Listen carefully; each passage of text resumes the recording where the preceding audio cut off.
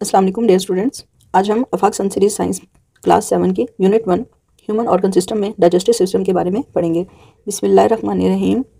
अल्लाह सुब्हानहू तआला says and eat of what Allah has provided for you which is lawful and good and fear Allah in whom you are believers. सूरह अल माइदा आयत 88। अल्लाह सुब्हानहू तआला फरमाते हैं, और खाओ जो अल्लाह ने तुम्हें हलाल और पाकीज़ा चीज़ें अता की हैं, और अल्लाह से डरते रहो जिस पर तुम ईमान रखते हो। Think back from where do human obtain food. पिछली क्लासेस में आपने पढ़ा था कि ह्यूमन अपनी खुराक कहाँ से हासिल करते हैं। ह्यूमन अपनी इंसान जो कि ओमनिवोर हैं अपनी खुराक पौधे और जानवर दोनों से हासिल करते हैं।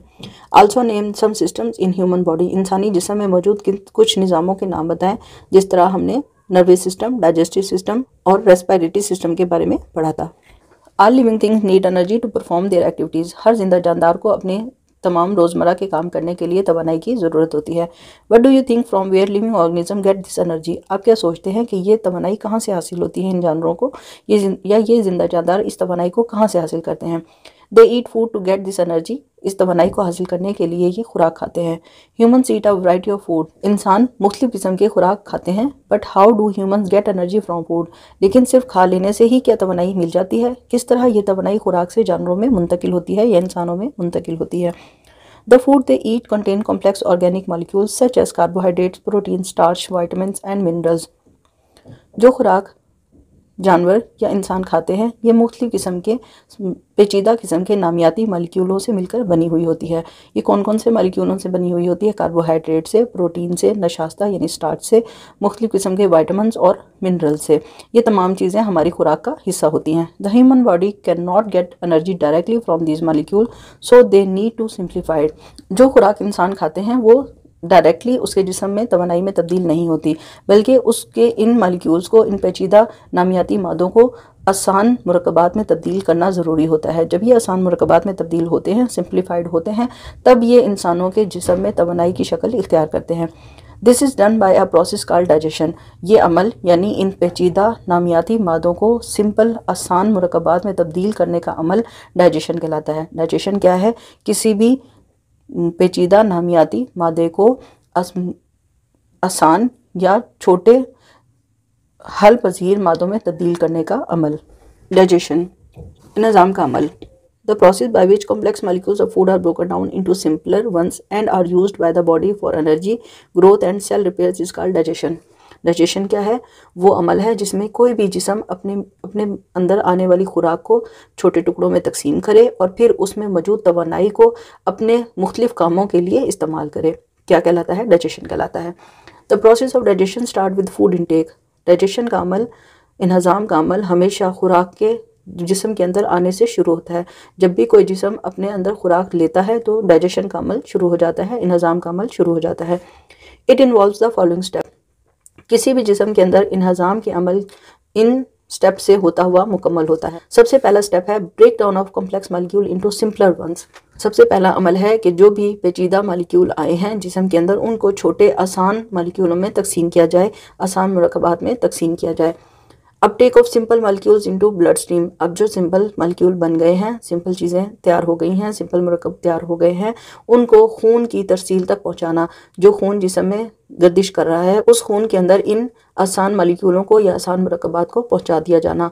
तीसरा step utilization of these molecules for production of energy और synthesis of materials used by the body. तीसरा स्टेप, इन मॉलिक्यूलों को इस्तेमाल करते हुए कोई भी जिस्म अपनी एनर्जी अपने लिए बनाए या फिर अपने लिए ज़रूरी चीज़ें तैयार करे जिनकी जिस्म को ज़रूरत हो।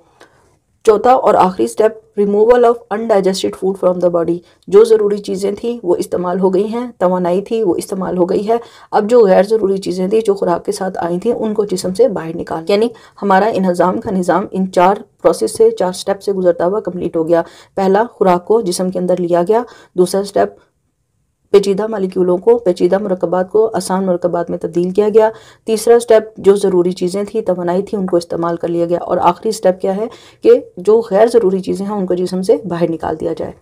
The process of digestion in human occurs in a systematic manners. ये डाइजेशन या निज़ाम का निज़ाम इंसानों के अंदर एक मुनज़्ज़म तरीके से मुकम्मल होता है। The system involve in digestion is called the digestive system. ये जो सिस्टम है जो कि इस निज़ाम के निज़ाम को मुकम्मल करता है, ये डाइजेस्टिव सिस्टम कहलाता है। Let's study the digestive system in human. आए इंसान के जिस्म के अंदर निज़ाम को पढ़ते हैं। ह्यूमन डाइजेस्टिव सिस्टम, इंसान का निज़ाम।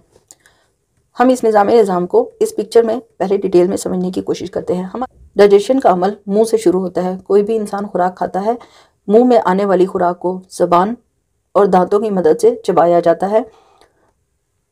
ज़बान पर मौजूद टेस्ट बड्स इस खुराक में मौजूद जायके को और सख्त या नरम चीज़ को डिटेक्ट करते हैं या पहचानते हैं। अगर खुराक खाने के काबिल है तो फिर इस खुराक में डाइजेशन का अमल स्टार्ट होता है। स्लाइवरी ग्लैंड स्लाइवा देते हैं, दांत रगड़कर या दबाकर उस खुराक को नरम करते हैं और उसके बाद ज़बान मुख्तलिफ तरीके से हरकत करते हुए आगे और पीछे इस खुराक को पीछे की तरफ बोलस की सूरत में धक्का दे देती है। यहाँ पर इस एलिमेंट्री कैनाल से, ये जो एलिमेंट्री कैनाल है, यहाँ से गुजरती हुई ये खुराक अब ईसोफेगस में आ जाएगी। एक मुंह से चबाए जाने के बाद, उसमें सलाइवा ऐड होने के बाद, कुछ ज़रूरी मुरक्कबात को आसान करने के बाद खुराक एक बोलस की सूरत में, एक गोले की सूरत में ईसोफेगस में आ जाएगी। ईसोफेगस क्या है? ये एक लंबी नाली है। इस ईसोफेगस के अंदर खुराक लहरों की सूरत में आगे पीछे हरकत करती है। दोनों तरफ की दीवारें इस तरह, इनके अंदर कॉन्ट्रैक्शन और रिलैक्सेशन की वजह से लहरें पैदा होती हैं और ये खुराक इस तरह मूव करती हुई इस ईसोफेगस के बीच में से गुजर जाती है। ईसोफेगस के बाद खुराक स्टोमच में आ जाती है, यानी कि मैदे में आ जाती है।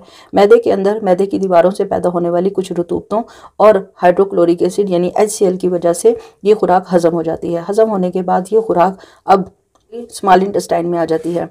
स्मॉल इंटेस्टाइन या छोटी आंत, उसके 3 हिस्से हैं, डिड्यूनम, जिजूनम एंड इलियम। खुराक जब डिड्यूनम तक पहुंचती है तो यहाँ पर डिड्यूनम में ही इस पैंक्रियाज से और लीवर से रतूबतें डिड्यूनम तक पहुंच जाती हैं। ये दोनों रतूबतें भी खुराक के मजीद छोटे छोटे पार्टिकल्स को तोड़ने और उसको हजम करने का काम करती हैं। स्मॉल इंटेस्टाइन से होती हुई ये खुराक अब लार्ज इंटेस्टाइन तक पहुंच जाएगी। लार्ज इंटेस्टाइन के भी 3 हिस्से हैं, caecum, colon and rectum. Caecum में आने वाली खुराक अब तकरीबन वो खुराक है जो कि गैर ज़रूरी है। मज़ीद यहाँ पर बड़ी आंत में या लार्ज इंटेस्टाइन में आने वाली खुराक में से पानी और मज़ीद नमकियात को जज्ब कर लिया जाता है और यहाँ से गुजरते हुए जो खुराक यहाँ रेक्टम तक पहुँचती है वो तकरीबन पानी और नमकियात से खाली होती है और ठोस की शक्ल इख्तियार कर चुकी होती है। रेक्टम में कुछ वक्त इकट्ठा होने के बाद ये फालतू मादा या फुजला NS के ज़रिए जिस्म से बाहर खारिज कर दिया जाता है। मुँह से शुरू होने वाला ये प्रोसेस या ये अमल यानी डाइजेशन का अमल ईसोफेगस, स्टोमच, स्मॉल इंटेस्टाइन और लार्ज इंटेस्टाइन के जरिए होता हुआ NS पर आकर खत्म हो जाता है या इख्तिताम पजीर हो जाता है। Digestive system in human is made up of long coiled tube that start from the mouth and and at the NS। इंसान में मौजूद निज़ाम एक लंबी आपस में लिपटी हुई कॉइल्ड ट्यूब या नाली की सूरत में मौजूद है। ये निज़ाम मुंह से शुरू होकर NS पर या मकद पर ख़त्म हो जाता है। It is a 10 metre long tube called alimentary canal और डाइजेस्टिव ट्रैक। ये जो पूरी नाली है, ये निज़ाम की, ये मुंह से शुरू होकर NS पर ख़त्म होने वाली नाली यहाँ से यहाँ तक तकरीबन 10 मीटर लंबी है। इस पूरी नाली को, मुंह से NS तक इस पूरी नाली को या इस पूरी ट्यूब को, जिसमें मुख्तलिफ किस्म की शक्लों के आज़ा मौजूद हैं, एलिमेंट्री कैनाल कहलाती है या फिर इसको डाइजेस्टिव ट्रैक कहते हैं, यानी निज़ाम का रास्ता। The organ that play their role in the digestive system are the mouth, stomach, small intestine and large intestine। वो तमाम अज़ू जो कि इस निज़ाम में यानी निज़ाम में अपना किरदार अदा करते हैं वो मुंह है, मैदा है, छोटी आंत और बड़ी आंत है। Other organ that are associated with the system are liver and pancreas। दूसरे अज़ू जो कि इस निज़ाम के साथ जुड़े हुए हैं वो जिगर और लबलबा है। Digestion of food take place at 3 sites in digestive tract: mouth, stomach and small intestine। इस पूरे खुराक के निज़ाम रास्ते में खुराक 3 जगहों पर हजम होती है। 3 ऐसे पॉइंट्स हैं जहां पर खुराक के हजम होने का अमल मुकम्मल होता है। वो 3 जगह कौन सी हैं? पहला हिस्सा है मुंह के अंदर काफ़ी हद तक खुराक टूट फूट जाती है या डाइजेस्ट हो जाती है। दूसरा बाकी हिस्सा खुराक का मैदे के अंदर जाकर तकरीबन डाइजेस्ट हो जाता है और जो बाकी बचा हुआ हिस्सा होता है वो छोटी आंत में जाकर डाइजेस्ट हो जाता है। डियर स्टूडेंट्स, तमाम चैप्टर्स की कंप्लीट सॉल्व एक्सरसाइजेज, एक्टिविटीज़ और नोट्स के लिए वेबसाइट www.abdirinfo.com को विजिट करें। अगर आप किसी भी क्लास के साइंस या बायोलॉजी के लेक्चर्स हासिल करना चाहते हैं तो अपनी डिमांड लिखकर कमेंट बॉक्स में मैसेज करें। डियर स्टूडेंट्स, अगर आपको लेक्चर पसंद आया हो तो वीडियो को लाइक करें, चैनल को सब्सक्राइब करें और नीचे दिए हुए बेल आइकन को प्रेस कर दें ताकि आइंदा आने वाले तमाम लेक्चर्स की अपडेट्स आपको मिलती रहें।